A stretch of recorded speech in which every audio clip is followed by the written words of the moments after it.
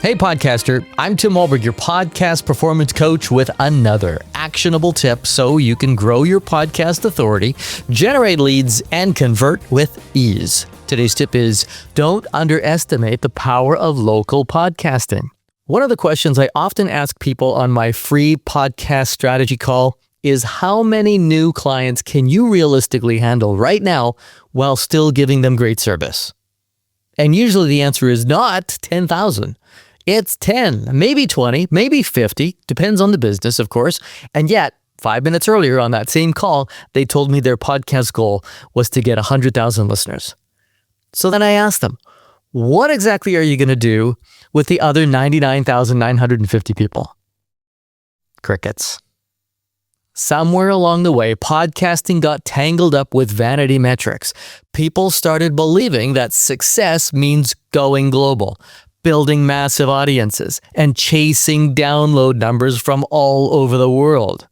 But if you're podcasting for your business, especially a service-based business, local can be incredibly powerful. In fact, for a lot of businesses, local is smarter because getting in front of 10 or 20 people who can actually become customers is far more valuable than getting in front of 1 million people who never will. Seriously. Like if all of your clients live within a 2.5-hour radius of your office, why are you worried about listeners in Sweden? That doesn't mean you can't grow beyond your local market. Of course you can. But a lot of podcasters completely overlook the power of becoming known in their own community first. And when you lean into local podcasting or narrowcasting, a few things start to shift. You stop trying to sound generic and universal. Instead, you start talking about the real world your listeners actually live in. You reference the same neighborhoods, the same weather, the same economy, the same local frustrations, opportunities, events, and experiences that your audience already understands. And that creates trust faster. People naturally feel more connected to someone who understands their world. There's also something really interesting that happens psychologically with podcasting locally. You start getting this sort of local celebrity effect. People feel like they know you already. They've heard your voice, they've spent time with your ideas, they've listened to you talk about things happening in their own backyard. So when they finally meet you, there's already familiarity and trust there. And that dramatically shortens the relationship building process in business. You also start realizing that your podcast doesn't live in isolation.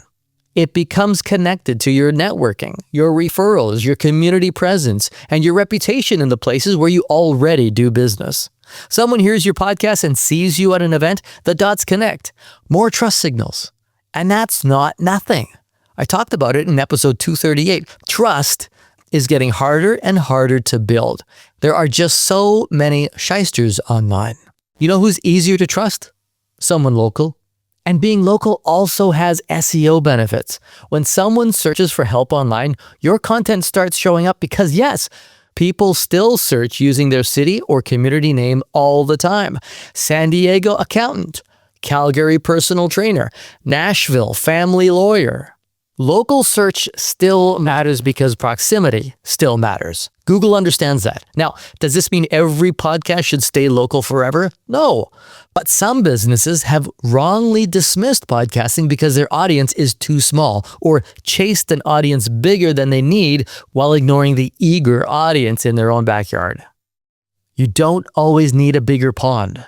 Sometimes you just need to be a bigger fish inside the pond you already serve. And I hope that's just the tip you need. If you're thinking about starting a podcast and trying to figure out what role it could realistically play in growing your business locally or beyond, book a free podcast coaching call with me. We'll talk through your audience, your goals, and whether podcasting makes strategic sense for the business you actually have, not the imaginary one with 1 million random listeners. Head to podcastperformancecoach.com and get on my calendar today. Book your free podcast coaching call by using the link in the show notes or the big orange button on podcastperformancecoach.com. I'm Tim Wahlberg. See ya.